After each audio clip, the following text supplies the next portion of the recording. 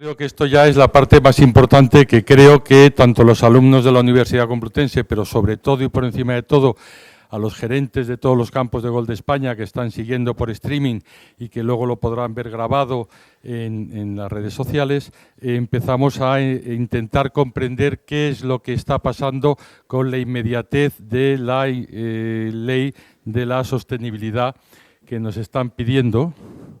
Muy bien. Que nos están exigiendo ya desde Europa. Tenemos 3 grandes empresas que son las patrocinadoras del curso, que ellos ya están implantando todos los planes de sostenibilidad en todos sus aspectos, que lo venís sufriendo desde hace un tiempo y que nos tenéis que trasladar cuáles han sido esos retos, esas necesidades, para que nosotros empecemos a entender qué es lo que ya tendremos que ir haciendo, como es esa aplicación de los planes de sostenibilidad. Tenemos con nosotros a Rocío Ingelmo, la directora de Asuntos Corporativos y Legales de Altadis, a doña Beatriz Crisóstomo, directora global de Innovación en Iberdrola, y Alonso Domínguez, que es el CEO de NTT Data, que es una de las empresas que realmente nos pueden ayudar a crear y generar esos planes de sostenibilidad. Pues, ¿quién empieza? ¿Rocío? Venga, gracias. El motivo de estar en esta mesa rodando es un poco explicaros las obligaciones.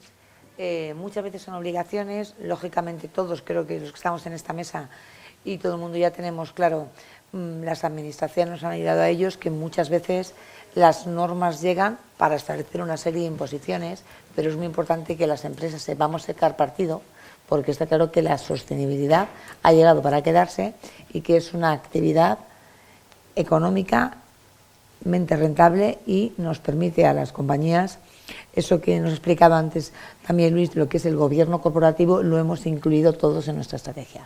Yo os quiero contar, bueno, os tuteo porque creo que es mucho más agradable, os quiero contar desde Altadis. Yo no sé si sabéis, Altadis es la empresa tabaquera, somos la anterior tabacalera y dentro del grupo, pertenecemos al grupo Imperial Brands y dentro del grupo estamos en 160 países y no todos. Hay muchos países que es Europa, lógicamente, pero también hay muchos países que no son Europa. Entonces, el objetivo es simplemente daros un barniz de las obligaciones, cómo nos hemos adaptado al cumplimiento de las mismas, cómo en algunos casos, pues igual que Iberdrola se fijó en su parte de sostenibilidad en el componente mujer, nosotros sí que es verdad que no tanto en España, pero en muchos mercados, todo el apoyo a la agricultura para nosotros es muy importante, sobre todo en la parte de pues, África, Sudamérica, y luego quería contaros, para cerrar, qué es lo que viene en materia de sostenibilidad, que yo creo que es muy importante para los consumidores, también para los inversores y para las empresas. La primera de los... Bueno, yo creo que en esta pantalla ahora mismo estáis viendo 3 objetivos que todos tenemos claros, los objetivos 000, en los que no me voy a extender demasiado, salvo para señalar cómo esto surge a nivel Unión Europea. Nos han hablado antes de la declaración de 2030, nivel europea 000, que es por nuestra parte todo lo que es seguridad en el trabajo, lo que es todo el tema del reciclaje y lo que es el puro cambio climático. No me voy a extender mucho en todo ello porque seguro que tanto NTT Data como Iberdrola tienen mucho más que contaros. Yo lo que os quiero decir es que muchas veces tú tienes una serie de objetivos, no impuestos de forma voluntaria por las organizaciones, sino a través muchas veces de normativa y en el caso concreto de Europa con las directivas, los reglamentos, y tú tienes que adaptarte a ello. Al principio, a todas las empresas, bueno, pues hay algunas, por ejemplo, pues Iberdrola, que tuvo muchos años atrás muy claro su componente sostenible, en otras pues no hemos ido, digamos, innovando, insisto, en nuestro caso con todo lo que es la conexión con el campo sí. En el caso concreto de España, por ejemplo, nosotros como Altadis participamos en una empresa pública que pertenece al grupo SEPI, que es Cetarsa. Si alguno de vosotros sois del norte de Extremadura la conoceréis, porque es la empresa que se encarga de comprar el tabaco a los agricultores extremeños y hacer la primera transformación del mismo para luego vendérselo a las empresas tabaqueras. El norte de Extremadura vive en gran parte del cultivo de tabaco. Somos, después de Polonia, el mayor productor de tabaco de la Unión Europea. Entonces ahí nuestra labor, sí que tenemos nuestro componente de sostenibilidad en cuanto al apoyo, porque no solamente participamos en el accionariado de esta empresa pública, sino que nosotros llevamos a gala ser el máximo comprador de hoja de tabaco en España, que no significa que luego se vaya a producir en España ni para marcas españoles, pero sí que lo integramos en nuestros productos que comercializamos y fabricamos en todo el mundo. Entonces, la primera parte, pues nosotros tenemos fábricas, en España aún nos queda una fábrica en Cantabria, entonces los objetivos en materia de escasa siniestralidad laboral en lo que es el entorno de las fábricas. Lógicamente nosotros, como empresa que vendemos de gran consumo, tenemos una fuerza de ventas muy significativa en España y en todos los países, y tenemos también unos objetivos de seguridad en el trabajo, tratando de reducir las tasas de los accidentes en los comerciales que hacen su labor, los accidentes de automoción. La de en medio la voy a dejar para el último, porque es un poco la que os quiero explicar en qué estamos trabajando, y para, insisto, sobre todo ver que la normativa viene para ser cumplida, pero que si uno saca partido de esa normativa, al final todo se traduce en un ahorro de costes y un mejor. Los trabajadores también lo aprecian de una forma muy importante, y luego hablaré un poco de lo que es las encuestas de compromiso de las organizaciones. Entonces, con respecto al cambio climático, pues como el resto de compañías tenemos, en nuestro caso, el componente del agua también es importante en la agricultura, pues tenemos nuestros objetivos de reducción. El tipo de energía que utilizamos en las fábricas, por ejemplo, pues llegar al objetivo de que sea toda renovable. Y con respecto al uso del agua, no estoy hablando en ningún caso del club de golf, que para eso vais a tener mesas y temáticas distintas. Lo que es en nuestra empresa, pues también tenemos como objetivo, insisto, por ejemplo, en el campo de Extremadura, pues la biomasa, el uso de cómo se hace la biotransformación del tabaco ha tenido una evolución muy importante. Y ahora me quiero centrar en la parte del centro, lo que es con respecto a el reciclado y los residuos de vertedero. Entonces tenemos una serie de objetivos, voy a avanzar, simplemente para daros alguna idea, centrándome ya, insisto, en lo que es la parte del packaging and waste que llamamos. Pues ahora mismo nosotros hemos logrado reducir nuestros residuos, como veréis, desde el año 2017 en un 27%, y ahora mismo ya tenemos un 91% de nuestros residuos que no van a efecto invernadero. Pero nosotros tenemos, como compañía, tenemos un pequeñito problema, y es que el producto que vendemos, aparte de consideraciones en las que lógicamente no voy a entrar en materia de salud, pero nosotros tenemos un producto que contiene acetato de celulosa en los cigarrillos, que son en los filtros. Entonces nos impacta de forma muy notable lo que se llama de la Directiva de Plásticos, que en España se ha traducido en la Ley de Economía Circular, que se aprobó en junio del año 2022. Esta Ley de Economía Circular vino a establecer, procede lógicamente de una directiva europea, que todos los fabricantes, con los fabricantes de plástico había dos opciones, que utilizaban plástico: o prohíbes el producto directamente, o si es un producto que no se puede prohibir, se introduce de una forma clara lo que llamamos la responsabilidad ampliada del productor. A mí este concepto lo que quiere decir, y hemos tratado de que lo vierais claramente en este esquema, es que tu responsabilidad se inicia desde que empiezas a fabricar el producto. Lógicamente, cuando lo comercializas, en esa comercialización hay una distribución, cuando lo llega al consumidor, pero también, y esta es la parte nueva, todo lo que es el destino de tu producto, de tratar de que el desecho del producto sea lo más sostenible posible. Nosotros ahora mismo, en nuestro tipo de producto, no existe un contenedor concreto en el que depositarlo, ni es el contenedor de plásticos, no está para eso, ni cristal, ni orgánico. Entonces, pues como no puedes, sí que tienes que contribuir a tratar de sufragar los gastos de recogida que tiene el hecho que tú tengas ese producto en el mercado. Y esto es lo que son los scrap que llamamos. Lo primero que os hemos puesto, plásticos de un solo uso, que son, insisto, los filtros de nuestros cigarrillos. Nosotros ahora mismo está a punto de aprobarse el Real Decreto, creemos que llegará a la aprobación en julio. Tenemos la obligación, como fabricantes de productos que contienen acetato de celulosa y no se han prohibido, tenemos la obligación de contribuir a sostener el sistema de recogida de estos productos en todos los municipios, en todas las comunidades autónomas y en todos los países de Europa. Aquí quiero hacer un inciso, que además me ha gustado antes cuando Luis nos decía que ellos como Iberdrola se dieron cuenta que si quieres ir rápido vete solo y si quieres en el largo plazo has de ir acompañado. Nosotros, por ejemplo, todos estos temas, la parte de los plásticos, son de un calado tanto económicamente como para la industria muy significativo, entonces lo hemos hecho siempre dentro de la asociación que llamamos la Mesa del Tabaco, en la que está integrada toda la cadena de valor, desde los agricultores hasta los expendedores. ¿Por qué? Porque hay mucho estudio detrás, llevamos años tratando de cuantificar realmente el residuo que suponen nuestros productos. Ha habido mucho trabajo de toma de datos en función de que estemos en una zona húmeda, la zona geográfica que estés, temporada del año en la que te encuentres. ¿Para qué? Para tratar de facilitar a la administración. Bueno, pues este es nuestro modelo que hemos construido, por el que tenemos que aportar. Insisto, no es a nivel toda la Unión Europea, no os imagináis cómo es lógico y normal la cuantía económica de la aportación que hay que hacer, pero hemos asumido que es necesario porque nosotros comercializamos un producto que contiene plástico. Junto con esta obligación que os hemos querido poner, porque muchas veces los consumidores ven cosas en los envases pero no entiendes el porqué. Imagino, si os fijáis, la primera de la tortuguita, si cogéis cualquier vaso cuando vais a una máquina de café, aparece el mismo logo. Sí, eso significa que ese producto contiene plástico y por eso tiene que estar identificado.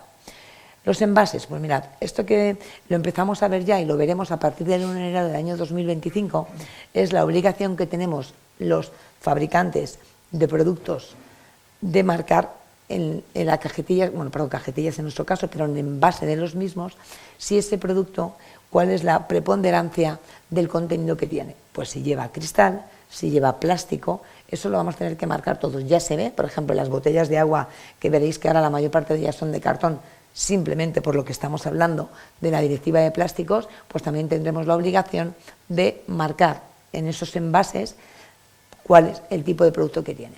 Y aquí voy a hacer un inciso muy rápido, porque también, no hay personas de la administración ahora mismo representadas, pero muchas veces nosotros entendemos, y os pasará muchísimo en vuestra actividad, muchas veces los gobiernos toman, en este caso el Gobierno de España, sabemos que tiene un absoluto foco en la sostenibilidad, cosa que está fantástica porque tendremos una sociedad muchísimo mejor que la que nos encontramos y la que dejaremos a nuestros hijos, pero hay veces que este exceso de cuidado sobre una materia concreta te lleva a anticiparte en el establecimiento de obligaciones.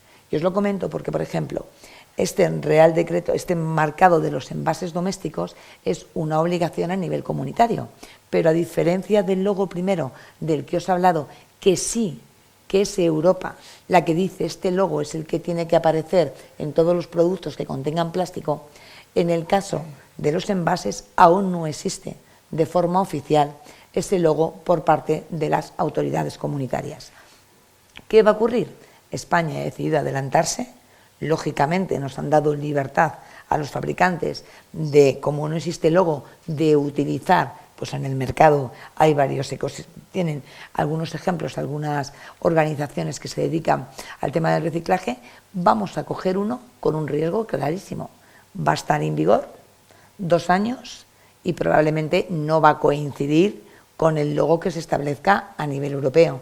Esto nos obligará nuevamente a cambiar todos nuestros envases. Entonces, aunque no haya nadie en la administración aquí, pero creo que sí que es un dato muy importante y os animo, sobre todo, todas las obligaciones que tengáis en cualquier sector, pero ahora estamos centrados en el golf, es muy importante que las autoridades, a la hora de legislar, entiendan que cuando uno se adelanta y establece normativa que aún iba a tener que ser armonizada y aún no lo está, los costes que ello conlleva son muy significativos para las organizaciones.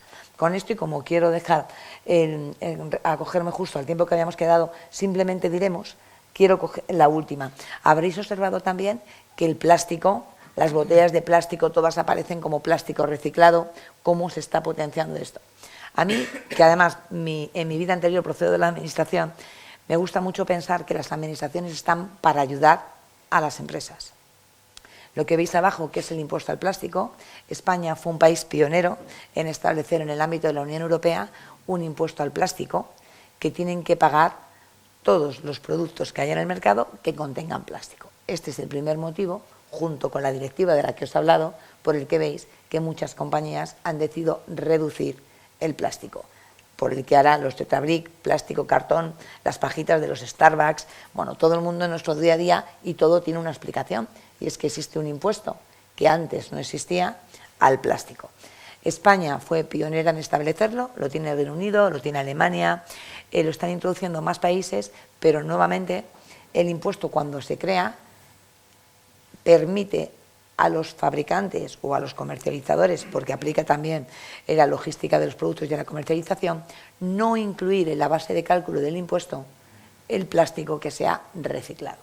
De ahí también es una medida que, establecida de una forma absolutamente obligatoria, nada más obligatoria que el pago de impuestos, sí que ha permitido que las empresas prestemos más atención para que nuestros productos contengan el menor porcentaje de plástico posible que no tenga origen reciclado. Y ya, por no extenderme más, sí que quiero dejar que seguro que mis compañeros de mesa o algo citan de ello, o vosotros tenéis a lo mejor alguna pregunta. A mí me encanta el concepto, se está hablando muchísimo del greenwashing y demás. Esto es, digamos, la foto de lo que nos queda por venir en los próximos años.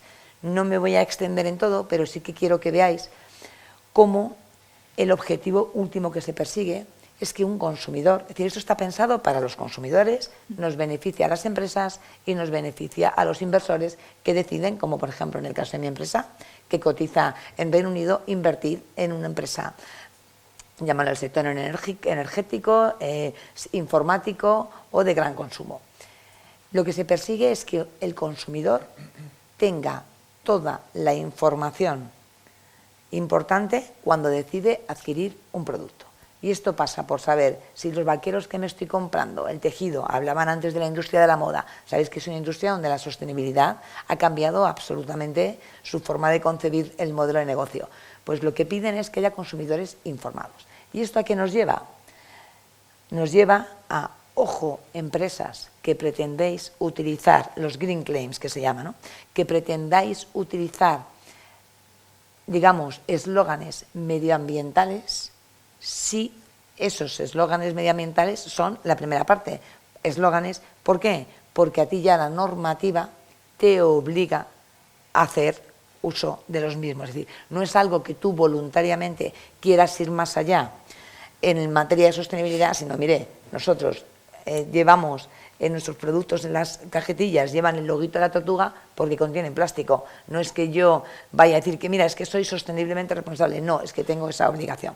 Entonces, ya con esto termino.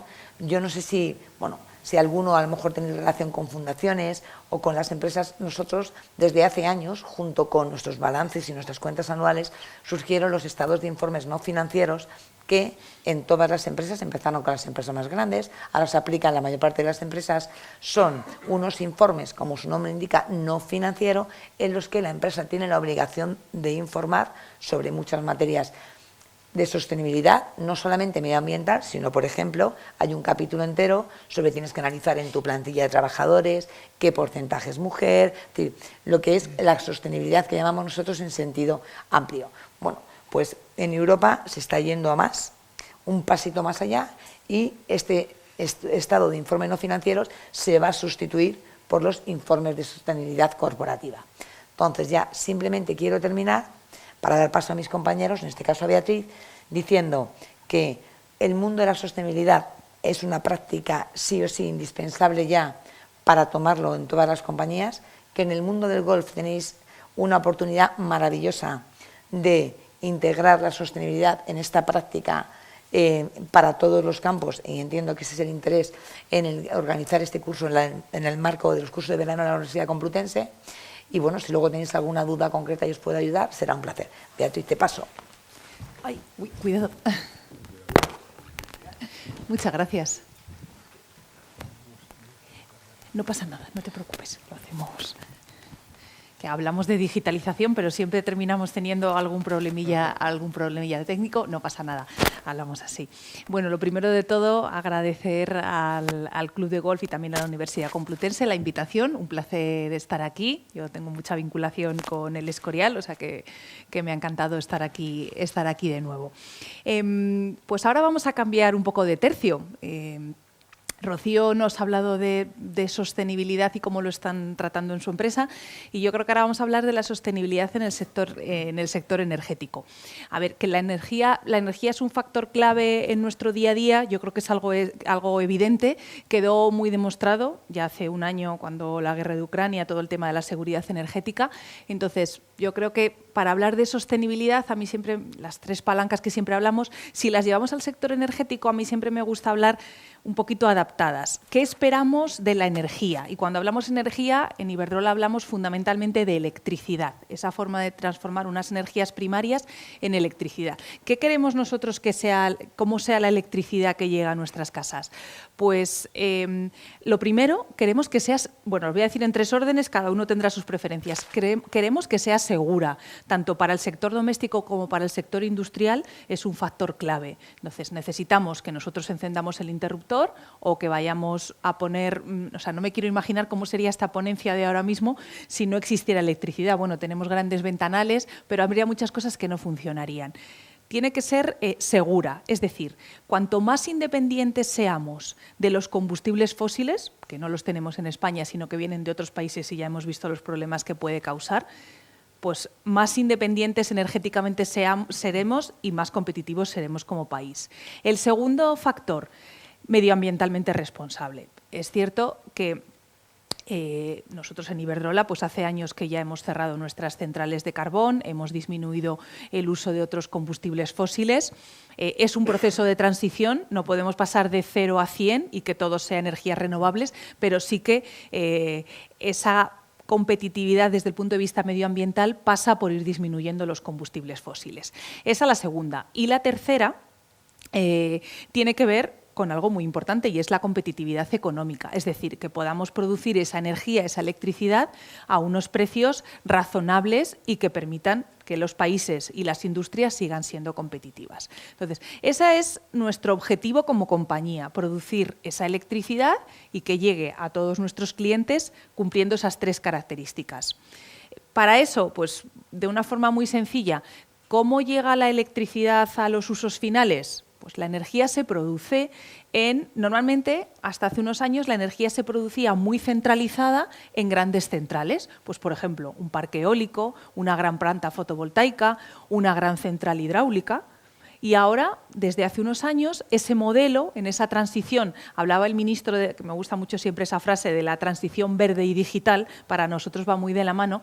En ese proceso de transición verde, lo que está ocurriendo es que ya no es ese modelo tan centralizado que se produce solo en algunos sitios. Es que los consumidores, que estábamos al final de la cadena, domésticos e industriales, hemos empezado a producir nuestra propia energía. No solo para autoconsumo, sino que a veces nos sobra esa producción de electricidad y la vendemos. Le hemos dado una vuelta que para nosotros, como el sector energético, siempre ha sido muy tradicional. Entiendo que también, por ejemplo, la tabacalera también son sectores tradicionales. Para nosotros eso ha supuesto una ruptura de nuestro paradigma, donde la energía solo iba en un sentido, se producía, se distribuía y se consumía. No, ahora resulta que también los que consumen pueden ser los propios que producen. Y eso, desde el punto de vista de la tecnología que hay detrás, pues tiene mucho que ver. Entonces, nosotros producimos de una forma ahora bastante más descentralizada. Tenemos las redes eléctricas. Las redes eléctricas yo creo que son las grandes desconocidas. Cuando vamos por las carreteras, pues vemos esas torres con los cables. Es lo menos glamuroso, pero es lo que nos garantiza esa seguridad de suministro que estábamos hablando antes. A mí me gusta siempre verlo como la columna vertebral, ¿no? Si la generación pensáramos que fuera el cerebro, que ahora os digo que está descentralizada, pero las órdenes tienen que transmitirse hacia todo el resto. Y al final están los consumidores. Los consumidores, los clientes, que también, una vez más, un cambio de paradigma muy grande, porque hasta hace unos años las empresas eléctricas estaban verticalmente integradas, ¿no? Él mismo producía, distribuía y te lo llevaba a casa. Desde hace unos años, cuando se liberalizó el sector, los clientes ya dejan de ser simples abonados que no tienen nada que elegir. Los clientes pasan a ser una parte importante de nuestro modelo, que topan sus propias decisiones y a los que nosotros tenemos que atender. La digitalización, ¿qué papel desempeña en todo este que os digo del cambio del proceso? Desempeña un papel fundamental.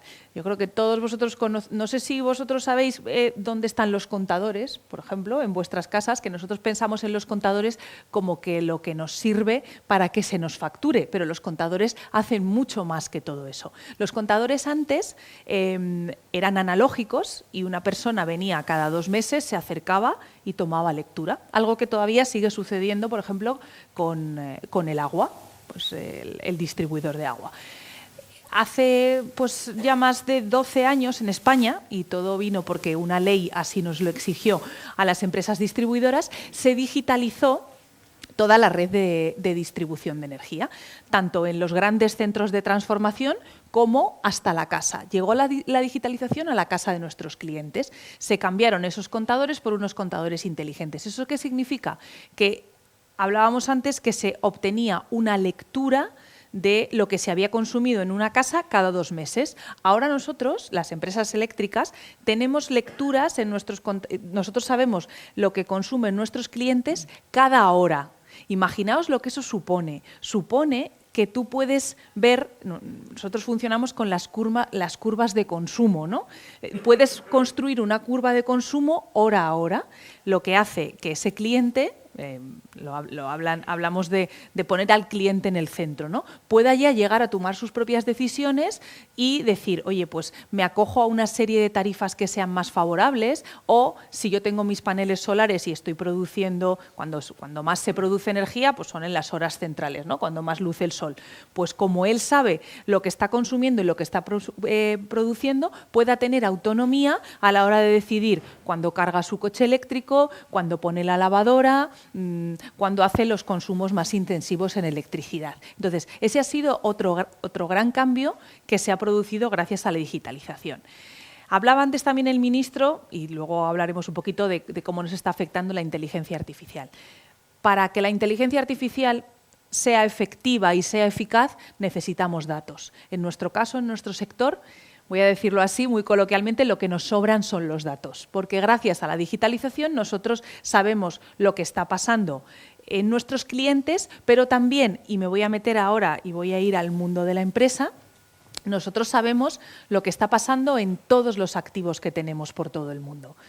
Iberdrola pues comenzó en España ya hace más de 100 años, pero es verdad que nuestra gran internacionalización ha sido en la última década, donde nos hemos extendido. Ahora estamos en Reino Unido, en Estados Unidos, México, Brasil y Australia. Lo que hemos ido haciendo es empezamos en España, gracias a esa regulación, empezamos con el proyecto de digitalización de nuestra red de distribución. Aprendimos aquí, fue nuestro banco de pruebas, nuestros proyectos de demostración, y ahora lo estamos extendiendo al resto de los países. Con esos datos que tenemos nosotros, y eso también ha tenido un impacto en la forma de trabajar, en los empleos que tenemos, son empleos mucho más capacitados, donde antes podían trabajar 100 personas, pues ahora trabajan 2 o 3 personas, que ahora ese resto se dedica a hacer otras tareas. La digitalización ha hecho que seamos más eficientes y que podamos también ofrecer un mejor servicio. ¿Por qué?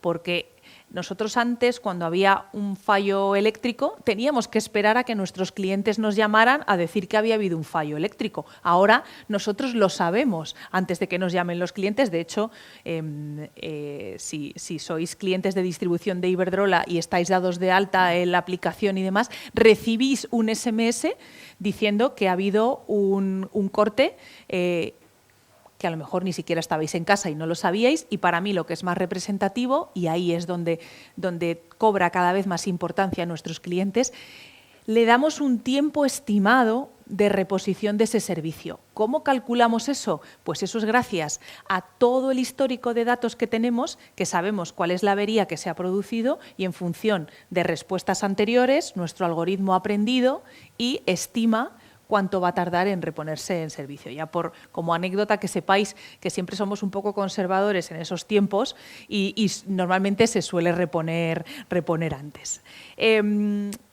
hablamos de cómo ha cambiado esa forma de generar la energía y creo que también ha cambiado mucho o está en proceso de cambio cómo consumimos esa energía. Hablamos de descarbonización y para nosotros la palabra descarbonización, que sé que hablaréis en los próximos días, va de la mano de la electrificación. La disminución de combustibles fósiles, por ejemplo, en el sector de la automoción, en el sector de la movilidad, y la movilidad, pues está luego el transporte de larga distancia y demás. Yo me voy a quedar en la movilidad eléctrica, en los vehículos.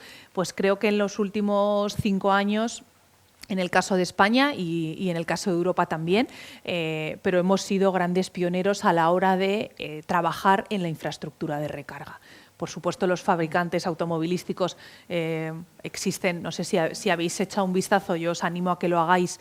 La cantidad de coches, todas las marcas tienen coches eléctricos, antes tenían 1 o 2, ahora tienen 1 o 2 de cada gama. Es absolutamente impresionante el cambio que le hemos dado a esa movilidad hacia las cero emisiones. ¿Cómo hacemos todo? Y ahora ya me voy un poco a la parte más corporativa, a la parte de políticas. Nosotros hace unos meses presentamos en Londres, en nuestro Capital Market Day, lo que es nuestra hoja de ruta, nuestro plan estratégico a los próximos años. La sostenibilidad no es que tenga un capítulo, es que forma parte de nuestro día a día, porque a través de los diferentes planes, plan de acción climática, plan de biodiversidad, plan de innovación, plan de economía circular, son la hoja de ruta que tenemos en todas las áreas y, repito, en todos los países, que eso sí que es la parte más importante, de hacia dónde vamos. Ligado a la parte económica, los directores de Iberdrola tienen sus objetivos, sus variables ligados al cumplimiento de esos objetivos que hablábamos de sostenibilidad. Creo que ese es uno de los mayores compromisos que puede existir. Si hablamos de los objetivos de desarrollo sostenible que veíamos antes, pues a nosotros el que más nos impacta fundamentalmente es el de energía limpia, ese que hablaba antes de producir la energía emitiendo lo menos posible. Somos la eléctrica europea que menos emite, con un plan en el 2030 de ser neutros en carbono, y aquí sí que me gustaría también hacer hincapié, que lo hemos hablado antes, que por supuesto nosotros como Iberdrola, como compañía, no hacemos nada solos, lo hacemos en consorcio, en alianzas, en colaboraciones. Para nosotros los proveedores son fundamentales, trabajamos con ellos y les ayudamos también a ellos a disminuir su huella de carbono, porque creemos que forma parte de nuestra responsabilidad.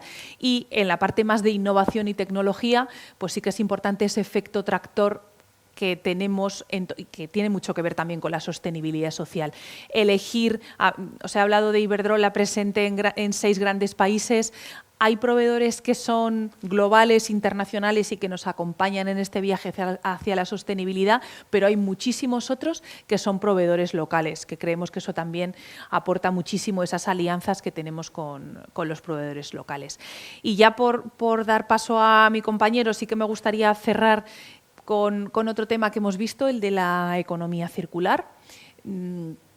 En nuestro caso, los residuos son muy reducidos, no tenemos un grandísimo problema ahí, un grandísimo reto, pero sí que, por ejemplo, pues hemos visto que tenemos un reto cuando nosotros empezamos hace más de 20 años a instalar parques eólicos. Los parques eólicos al final empiezan a quedarse obsoletos y lo que hacemos es repotenciarlos. ¿Qué quiere decir? Sustituir las turbinas, que antes pues a lo mejor una turbina producía 400 megavatios, pues ahora ya existen turbinas que producen 10 veces más. Están además colocados esos parques eólicos en los mejores emplazamientos. Los mejores emplazamientos son donde hay más viento. Entonces, lo que estamos haciendo es sustituirlos por aerogeneradores mucho más potentes. ¿Qué hacemos con esos aerogeneradores? Fundamentalmente son fibra de vidrio y entonces lo que hay que hacer es reciclarlos para poder darles otros usos. ¿Qué hemos hecho desde Iberdrola? Como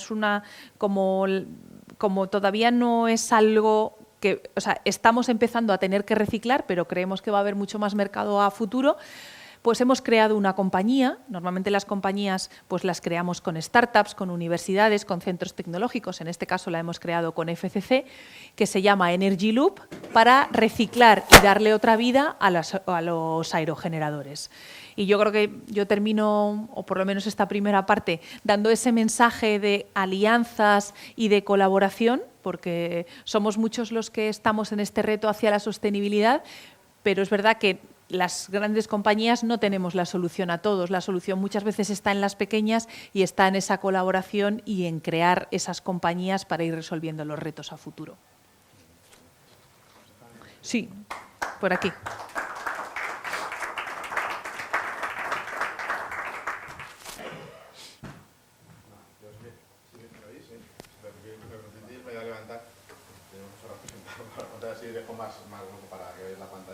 Primero agradeceros a la Universidad Complutense, a la Real Club de la Revía, habernos invitado a participar en este evento, que para nosotros es pues, realmente muy interesante, ¿no? Bueno, primero presentarnos. Bueno, soy el socio director responsable de lo que es todo el negocio de sostenibilidad para Europa. ¿Ahora? Bueno, se veía casi igual, ¿no? Bueno, para Europa y Iberoamérica, y nada, simplemente para que sepáis, porque a lo mejor nos conocéis menos, después de que han hablado pues Altadis y Iberdrola, que son empresas muy conocidas, con NTT Data es una empresa tecnológica, básicamente de consultoría IT, ¿vale? Es la sexta compañía en España, es en el mundo, ¿vale? Con más de 150.000 personas y más de 20.000 millones de euros anuales.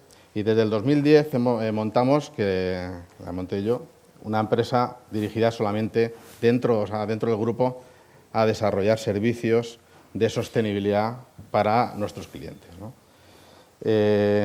Llevamos ya bastantes años, como os he dicho, y ya tenemos más de 1.500 proyectos ejecutados en más de 23 países y con prácticamente todos los sectores. Os quería contar un poco, ¿no? ¿Por qué creamos esta línea? En el 2010, cuando todavía pues prácticamente todo el tema de sostenibilidad se quedaba un poco en la parte de greenwashing, como decía Rocío antes, ¿no? Un poco de decir mensajes y realmente hacer poco. Veíamos desde entonces que el aunar todas las capacidades tecnológicas que tiene nuestro grupo, con el conocimiento real de soluciones end-to-end en las operaciones de cualquier compañía, desde el mundo de la energía, el agua, el medio ambiente, la biodiversidad, la economía circular, etcétera, sin conocimiento de las operaciones, sin conocimiento de dónde podemos ayudar, el llegar con la transformación digital se nos quedaba corto, ¿no? Es decir, hablábamos idiomas muy diferentes, llegamos al cliente y no sabíamos cómo podíamos ayudar a los clientes, ¿no? Desde que tenemos equipos específicos, especializados en cada una de las áreas de este tipo de compañías, pues nos ha permitido realmente ayudar a nuestros clientes en sus problemas reales, ¿no? Desde el punto de vista de sostenibilidad, ¿no? ¿Cómo intentamos mejorar la sostenibilidad en nuestros clientes, ¿no? Primero, la estrategia, ¿no? Hay que preparar el negocio para el futuro, alineando, qué es lo que quieren hacer las empresas en su futuro, no solamente desde el punto de vista de sostenibilidad, sino desde el punto de vista general. La sostenibilidad, al final, como bien decíais antes, y lo ha dicho también el señor ministro antes, es no solamente desde el punto de vista medioambiental, es también desde el punto de vista social y desde el punto de vista financiero. El tema financiero todo el mundo lo entiende, si las empresas no son sostenibles, evidentemente no se mantienen, ¿no? Desde el punto de vista social, evidentemente, tanto a sus inversores como a sus clientes, consumidores, como a sus propios trabajadores, en nuestro caso como empresa donde nuestro mayor recurso es el equipo humano, nos exigen también que como empresa estemos en cuidar, digamos, la sostenibilidad en general del mundo y de nuestros clientes y de nuestra propia empresa, ¿no? Entonces, lo primero es, transformar, es decir, una estrategia, transformar qué proyectos podemos hacer para transformar lo que hemos decidido hacer. La estrategia estará basada en la estrategia corporativa, de informes ESG, etcétera. ¿Qué tenemos que hacer luego para de verdad cumplir lo que hemos dicho, ¿no? Y no solamente quedarnos en lo que hemos dicho desde el punto de vista de cumplimiento normativo. Hay un impacto tremendo ahora mismo de la regulación a nivel de sostenibilidad y cada vez va a venir más de Europa, a nivel Banco Mundial también, a nivel de Naciones Unidas, etcétera. Pero es que las empresas están viendo que la sostenibilidad no tiene por qué ser un coste. Y yo hablo ya de la sostenibilidad social y la sostenibilidad medioambiental. No es un coste, es que la sostenibilidad cuando la aplicas suele ser también un beneficio económico para las compañías. Por lo tanto, lo que hay que hacer también es acelerar, ir por delante de lo que te están pidiendo. En cualquier caso, es verdad que las grandes compañías están ya en el punto de acelerar ya, ir por delante de lo que están pidiendo. Las pequeñas y medianas empresas, pues evidentemente les va a costar y están ahora mismo en poder llegar a cumplir lo que tienen que cumplir, ¿no? Nosotros como compañía también, como os contaba antes, una compañía de servicios de IT, de consultoría, nuestro impacto más grande en la sostenibilidad, hablando ya de huella ecológica, ¿no?, es el consumo energético.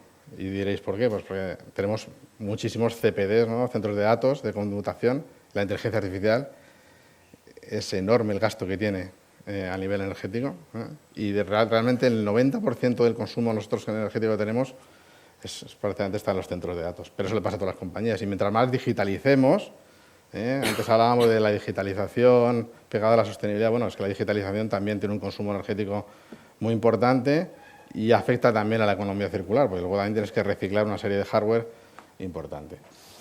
Y entonces nosotros también nos hemos planteado ya como compañía, no solamente hacia nuestros clientes que ahora os contaré, sino dentro de lo que nosotros hacemos para nosotros mismos, oye, intentar ser sostenibles 100% en lo que diseñamos en programación, O sea, el desarrollo de software que nosotros hacemos, intentar que sea cada vez más sostenible. ¿Cómo hacemos eso? Oye, pues que cualquier proceso, en vez de utilizar 10 líneas de computación, utilice 2. Eso significa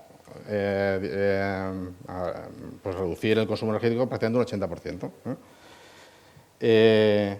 Entonces hemos planteado una estrategia de IT sostenible, de software sostenible, todo basado en la nube. La nube, que ahora mismo está muy de moda, el cloud, etcétera.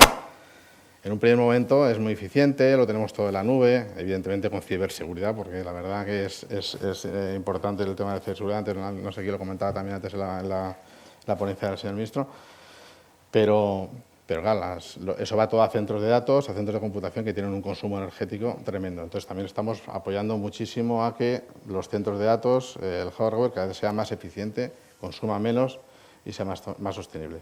Lo que decía antes, optimización de datos y gestión del ciclo de la vida de la tecnología. Igual que nos comentaba nuestra compañía de Iberdrola, que los paneles se van reciclando, las turbinas en los parques eólicos se van reciclando por paneles o por turbinas con mayor potencia, pasa igual a los centros de datos. Cada vez se van cambiando el hardware para ser mucho más sostenible, ¿no? Vale, nosotros ¿en qué ayudamos a nuestros clientes y en qué líneas vemos que podemos apoyarlo en función de los requisitos que le están pidiendo ahora mismo la sociedad a cualquier tipo de empresa, ¿no? A algunas les aplicará más, otras les aplicará menos, ¿no? Lo tenemos dividido en 5 partes, ¿no? La primera es la parte de clima y naturaleza. Fundamentalmente la parte de cambio climático, bueno, pues todos que están hablando todo el mundo de cálculo de huella de carbono, estrategias de ser neutro en huella de carbono y también estrategias de adaptación al cambio climático, donde hay mucho trabajo por hacer, ¿no? La gran olvidada hasta ahora en la parte de sostenibilidad ha sido el tema de naturaleza y biodiversidad. Ahora veremos que todo el mundo está pensando en la parte de eficiencia energética, el recurso hídrico es fundamental y en el campo de golf pues también, etcétera y tal, pero el tema de la biodiversidad realmente hasta ahora no se está empezando de verdad a valorar y a capitalizar en las compañías. ¿Por qué? Y esto afecta mucho a los campos de golf. Los campos de golf y cualquier otra empresa que tenga un patrimonio natural, las empresas de utilities o eléctricas tienen muchísimo también, Altai seguramente también tenga mucho patrimonio natural. Patrimonio natural que ha tenido que comprar para llevar esas grandes redes de transporte o donde tiene sus plantas, etcétera. Y al final es un patrimonio natural que tiene que conservar. Patrimonio natural que tiene un valor. La biodiversidad tiene un valor y cada vez se está Importa más cómo lo mantienes, cómo lo operas y el valor que le puedes dar, ¿no? Los campos de golf, por ejemplo, que pues, oye, siempre son como... es que consumen mucha agua, es que no sé qué. Bueno, oye, los campos de golf también tienen un valor muy importante en la biodiversidad.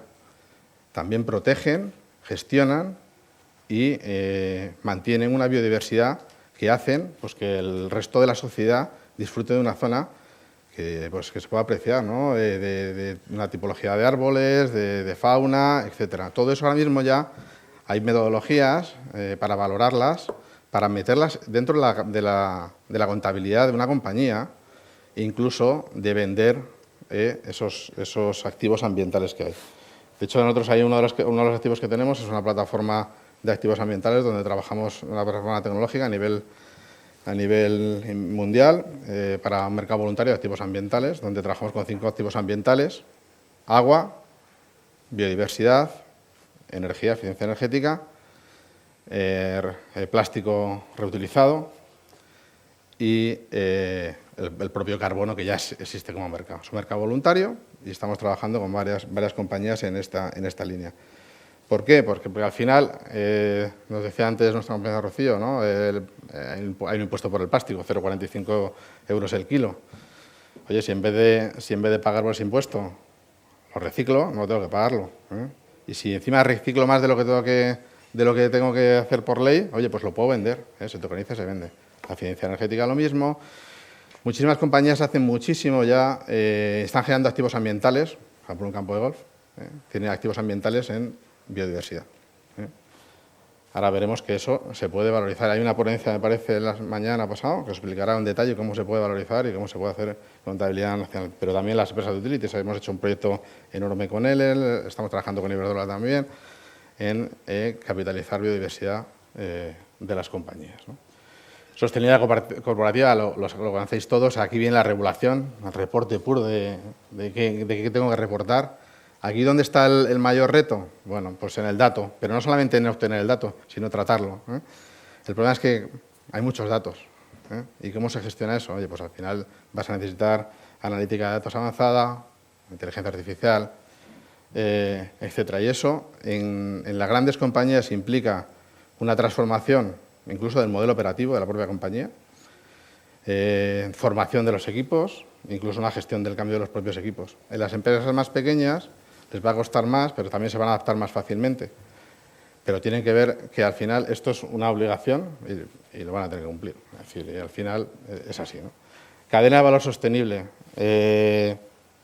Ahora lo veremos, por ejemplo, para un campo de golf, que he puesto un ejemplo, pero la parte de cadena de valor sostenible, cualquier tipo de compañía en el mundo tiene una cadena de valor. O sea, ya sea un banco, una utility, una empresa industrial. Bueno, pues analizar el impacto desde el punto de vista de sostenibilidad, huella de carbono, eficiencia hídrica, biodiversidad, reciclaje, gestión de residuos, etcétera, que tiene en toda su cadena de valor, es fundamental, ¿no? Y para eso, al final implica también tener que ir a trabajar con los proveedores y con los consumidores intermedios o finales, ¿no? Y es fundamental, porque es que si no, no vas a tener la información para poder gestionarlo. La parte de IT sostenible es lo que os comentaba antes. En nuestra empresa ya lo hacemos porque somos consumidores al máximo, pero cualquier compañía, mientras más analítica de datos tecnológica meta, más consumo energético va a tener, con lo cual también habrá que empezar a ver qué impacto tiene realmente sobre la sostenibilidad esa estrategia de IT que tiene una compañía, ¿no? Y luego, evidentemente, todo lo que ya conocemos de gestión de la energía, gestión del agua, gestión de los residuos, movilidad sostenible, etcétera. Pues ahí estamos trabajando con todas las compañías. Por ejemplo, un ejemplo así muy rápido para acabar, esto sería un poco lo que en un campo de golf, y perdonadme porque seguramente habrá muchos fallos, vosotros sabéis mucho más. Bueno, pues oye, ¿dónde podemos actuar, ¿no? Desde el punto de vista de la sostenibilidad? Desde el punto de vista, como decía antes, naturaleza, ¿no? Oye, pues riesgos climáticos, ¿vale? Es decir, cómo el cambio climático va a afectar al campo de golf. Es importante saberlo, porque es que estamos hablando de la sostenibilidad también financiera del campo de golf a futuro. O sea, a lo mejor el campo de golf desaparece, ¿eh? O sea, entonces hay que hacer una evaluación de riesgos relacionados con el clima y una estrategia para adaptarnos a ese cambio climático, ¿eh? El tema de paisajes y ecosistemas, os decía antes, el campo de golf y muchos de vuestros campos de golf tienen una biodiversidad que seguramente no está suficientemente bien valorada. Y es una biodiversidad que vosotros estáis manteniendo y gestionando, ¿eh? Y ahora mismo ya se puede valorar, se puede incluir dentro de la contabilidad de una compañía, incluso se puede vender, ¿eh? Tema del agua, evidentemente. Los campos de golf siempre salta el agua, por el tema de la reutilización del agua, el consumo que tiene el agua. Bueno, pues sí, lo que hay que intentar ser lo más eficientes en el tema del agua, pero hay otras empresas que tienen consumo de otras cosas, ¿no? Yo creo que lo que hay que intentar es que los aspectos positivos que tiene un campo de golf, desde el punto de vista de biodiversidad, de turismo, de deporte, etcétera, se realcen sobre cosas que a lo mejor se pueden minimizar. Y el tema del agua, por ejemplo, está claro. Hay muchísimas soluciones para minimizar el consumo, para gestionar y optimizar la gestión del mismo campo, y muchos de vosotros ya estáis trabajando. Bueno, hay mucha tecnología ahí para intentar todavía ayudaros a mejorarlo, ¿no? Del punto de vista corporativo, pues como os decía antes, ¿no? Todo lo que es estrategias de reporte corporativo, estrategias de ser neutros a futuro, que todas las compañías lo están queriendo ser, ¿no? De hecho, oye, pues hay una meta a nivel europeo para el 2040, para el 2050, depende de las compañías que seáis. Finanzas ambientales, lo que decía antes, ¿no? Integrar la gestión del espacio con la gestión de la biodiversidad con la contabilidad financiera es importante para las compañías porque le da un valor, ¿no? La parte de facilities, toda la parte de eficiencia energética, por supuesto, movilidad sostenible, eso ya lo tenéis, los carritos de golf son sostenibles, pero no solamente los carritos de golf, cómo vuestros proveedores están repartiendo vuestros recursos, cómo estáis gestionando los recursos, etcétera, ¿no? La gestión de consumos y luego, por supuesto, la circularidad, ¿no? Pues todo lo que es la gestión de recursos, cadenas de suministro, etcétera. En todo esto, la tecnología os puede ayudar, ¿eh? En todo esto hay experiencias, en todo esto hay productos que os pueden mejorar la vida en un campo de golf, una sociedad de golf, ¿eh? Nada, pues era contaros este tema, ¿eh? Gracias.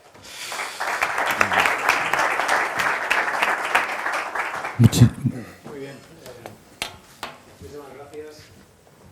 Muchísimas gracias, Rocío, Beatriz y Alonso. Bueno, en principio, ¿tenéis alguna pregunta? Porque si no, yo les voy a... ¿A quién? Más premios Nobel y gente muy, a priori muy preparada, etcétera, etcétera, que son un poco negacionistas de que el comportamiento del hombre pueda influir de tal manera, ¿no? que quizá los movimientos del Sol o las reacciones del Sol son muchísimo más potentes y han cambiado mucho, ¿no? Como por ejemplo cuando, no sé si fueron en 1200 o 1300, en el que en Groenlandia era calor y en Groenlandia había vacas y había gente, etcétera, etcétera, y luego pasa a la parte del hielo, a partir de no sé qué año, y en 1200, lo que sea, se tienen que ir todos de allí, se tienen que volver a Europa continental, vamos a decir. Entonces, hay una serie de datos que implican que no sé si hay una correlación entre tan grande como eso. O sea, ¿cómo interpretáis vosotros que haya cada vez más gente no populista, vamos a decir, o teóricamente no populista, en el que, bueno, ponen un poco en entredicho, no, yo creo que somos pocos, ¿no? Ponen un poco en entredicho esa, o por lo menos dicen que ha sido sobredimensionado el del boom este, que además achacan que efectivamente con este boom de alerta, vamos a decir, todos los investigadores tienen tendencia a decir que efectivamente es cierta esta alerta porque hay muchísimo más dinero para que ellos puedan investigar, cuando la investigación, en general, la investigación, salvo en algunos países, pues los presupuestos son muy bajos. Vale. Bueno, si queréis contesto yo. Mi opinión, porque esto es un tema de opiniones, ¿no? El cambio climático existe, no, eso no hay duda, el clima va cambiando. Otra cosa es que se deba al hombre o no se deba al hombre, ¿eh? Bueno, pues evidentemente no está demostrado, ¿eh? Por mucho, o sea, no hay una demostración de causa directa. Lo que sí que es verdad que de todos esos aspectos que os contaba antes, de la biodiversidad, el clima, la gestión de residuos y tal, realmente lo único que estamos hablando del cambio climático es una de las partes de las 5 que os he comentado. El resto sí que es del hombre. Y el tema del cambio climático, como os he comentado ahí, ya no es un tema de si es del hombre o no es del hombre, es un tema de que existe el cambio climático. Entonces, oye, habrá que adaptarse a ese cambio climático. El decir que sea culpa del hombre o no, bueno, pero sí que el cambio climático está existiendo. Que yo tenga que adaptarme a que las temperaturas cada vez van a ser más altas, que vaya a haber un clima diferente, que vaya a haber el nivel del mar suba, etcétera, pues eso va a ser un impacto. Entonces tenemos que prepararnos para ellos. El resto de cosas, la biodiversidad la tenemos que cuidar. ¿Cómo la vamos a cuidar? Pero ya es un tema de que si no la cuidamos, como en este campo de golf tan maravilloso, pues al final acabará desapareciendo y harán casas en todos los sitios, etcétera. Si no gestionamos los residuos, el mar estará lleno de residuos. O sea, decir, entonces muchas veces el tema yo creo que se confunde, ¿no? Porque todo el mundo, no, es que no es culpa del hombre. Bueno, pues da igual. O sea, la realidad es que hay que adaptarnos a lo que viene, ¿no? Y el que nos vayamos adaptando y que vayamos mejorando implica el que tecnológicamente pues vamos a mejorar. Siempre que el hombre ha adelantado un gran problema de futuro, pues yo qué sé, cuando en los años 70 se decía que dentro de 50 años no va a haber comida para todo el mundo, para la población que diga ser, y ahora mismo sobra comida y hay mucha más gente, ¿no?, de la que se preveía, ¿no? Porque pues cuando tú te vas viendo el problema futuro, te vas adaptando y vas mejorando tecnológicamente como para eso. Entonces, bueno, yo creo que es importante trabajar en ello, independientemente de que sea o no sea culpa del hombre el 100%. Es evidentemente que hay muchos más factores, ¿no? Muchas gracias, Alonso. Bueno, yo aprovechando un poco, ¿hay alguna otra pregunta? Yo aprovechando un poco el foro también, y me gustaría que estéis aquí como responsables, como grandes responsables también, una parte de innovación, cumplimiento normativo. Lo que sí sería bueno que le dijerais también tenemos un foro principalmente formado por alumnos también, pero sobre todo también por personal, gerentes de campos de golf, que entienden que la sostenibilidad, si no se la van a exigir, pues tendrán que esperar, lógicamente por una cuestión, como decía Rocío, de asumir costes. Para vosotros la innovación dirigida, es decir, no la de más allá del cumplimiento, sino la innovación dirigida está claro que hay que cumplirla por sí, pero entendéis que los campos de golf debieran adaptarse simplemente por el hecho de ser sostenible, el poder incorporar herramientas de digitalización, el poder ir un poquito más allá de lo que les va a decir la directiva y sobre todo el estar preparados. Me gustaría que hicierais una valoración precisamente porque muchas veces el problema, si no me van a poner una multa, ¿para qué voy a actuar? Yo creo que en ese caso, porque anticiparse es la clave. Absolutamente. O sea, lo que luego vaya a venir, el que se queda rezagado, pero sí que es cierto que en cualquier sector, en este caso los campos de golf, por supuesto, pero en cualquier sector, que tú te vayas anticipando, puedes hacer las cosas de una forma mucho más dirigida. Tampoco digo que tengas que centrar absolutamente todos tus recursos, pero sí que forme parte de tu ADN como empresa o como grupo el aplicar la tecnología, ojo, y no aplicar la tecnología porque sí, porque esté de moda el blockchain o esté de moda la inteligencia artificial, es porque tú tengas un problema o un reto y te sientes a pensar, oye, ¿cuáles son los problemas que tengo? Pues que yo creo que muchas de esas cosas son problemas que ya tenemos a día de hoy, no son cosas que haya que mirar al medio o al largo plazo, es que el mundo va tan rápido y es tan global que hay que adelantarse. Entonces, yo creo que ese ejercicio de autorreflexión es ¿qué problema tengo? La mayor parte de ellos existen ya las tecnologías para resolverlo. ¿Por qué no me voy a poner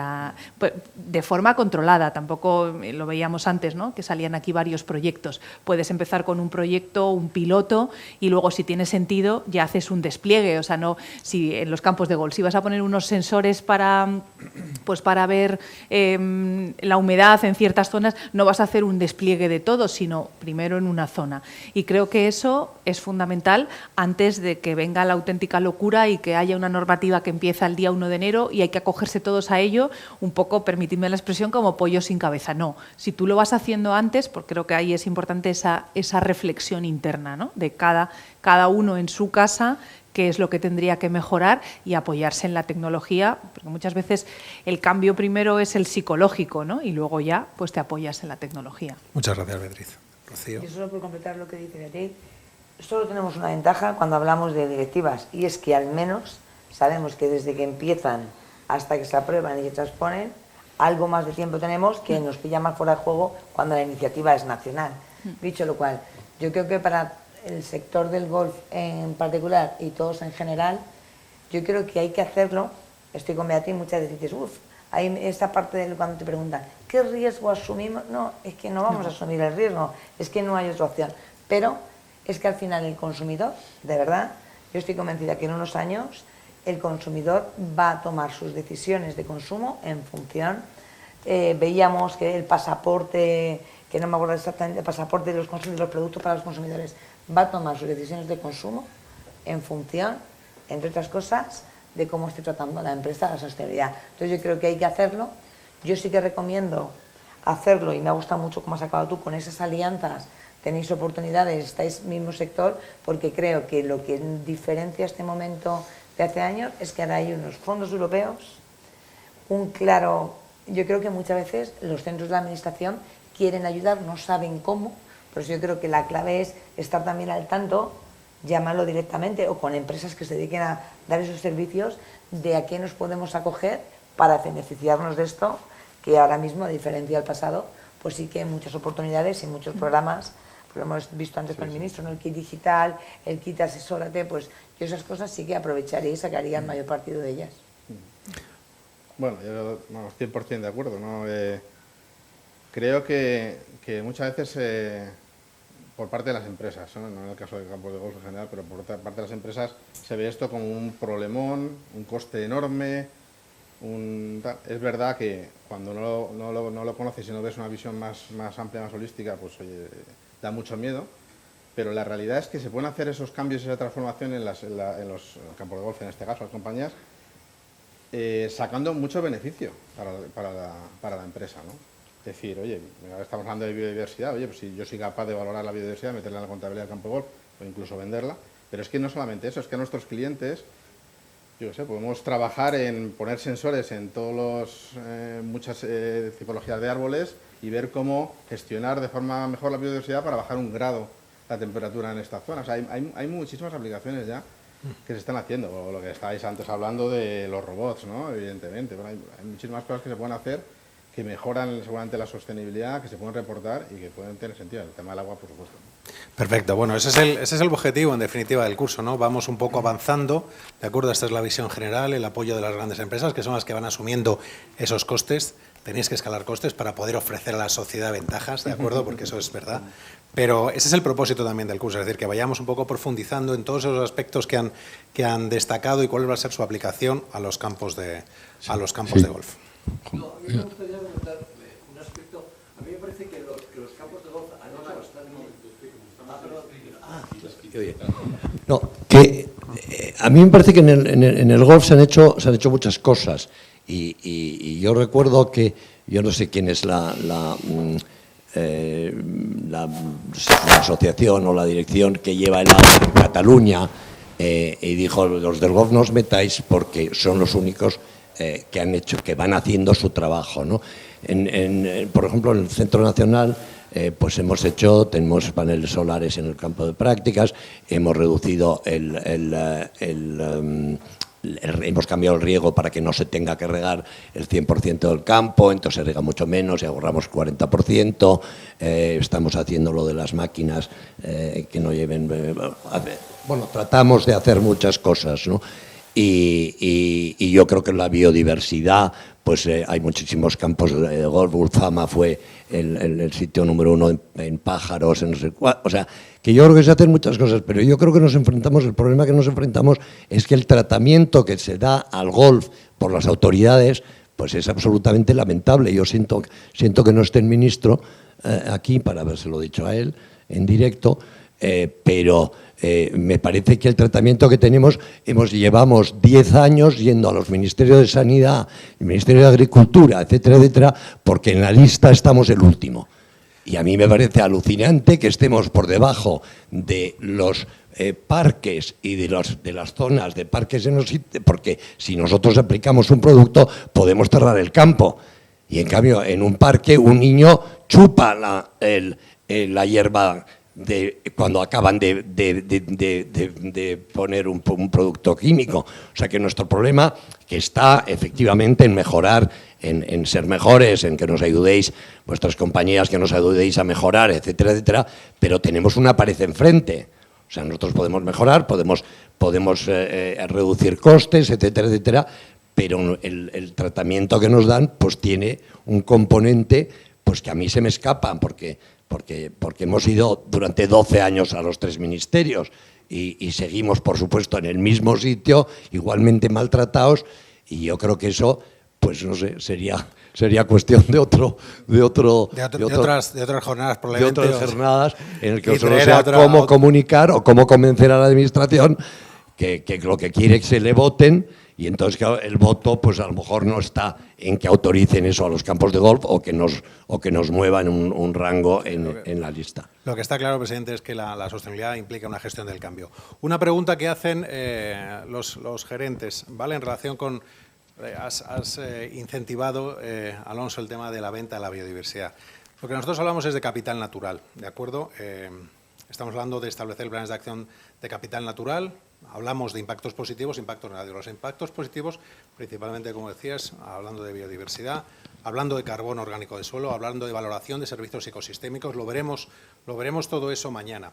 ¿Cuándo va a estar disponible? Se crea una pregunta. Bueno, pues hay soluciones, y además creo que en ETTA tenéis a una de las plataformas importantes y la metodología también en cuanto a la contabilidad de los créditos ambientales, los créditos por biodiversidad. Lógicamente hay que poner en valor, ¿de acuerdo?, la capacidad de suministro, la valoración de los servicios ecosistémicos, de regulación, de aprovisionamiento, de lo que tiene un campo de golf. Y esto es lo que pretendemos a través de la digitalización y a través de la sostenibilidad. Poner en valor los recursos, al tiempo también para poder compensar algunos otros efectos, ¿de acuerdo?, que generan los campos de golf.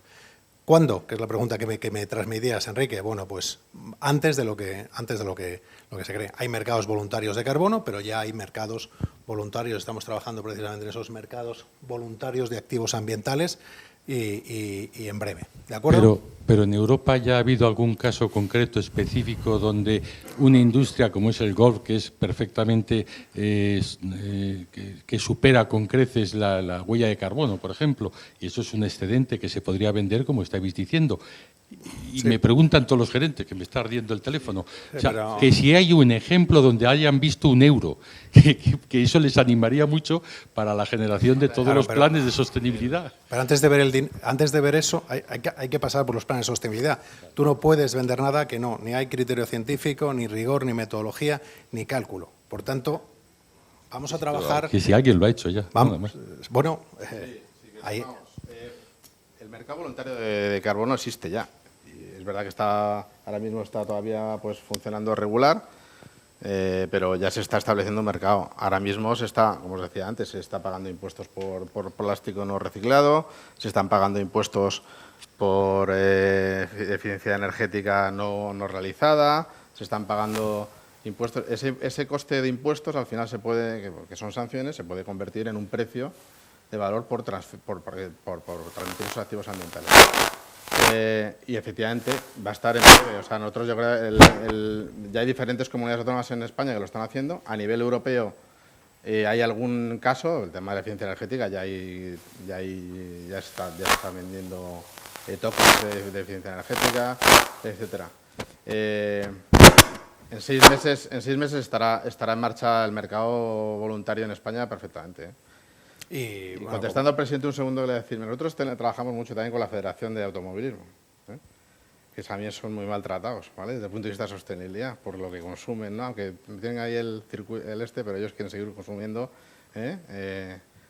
gasolina, aunque están trabajando mucho con los biocombustibles, etcétera. Y hacen muchísimas cosas, igual que los campos de golf, hacen muchísimas cosas.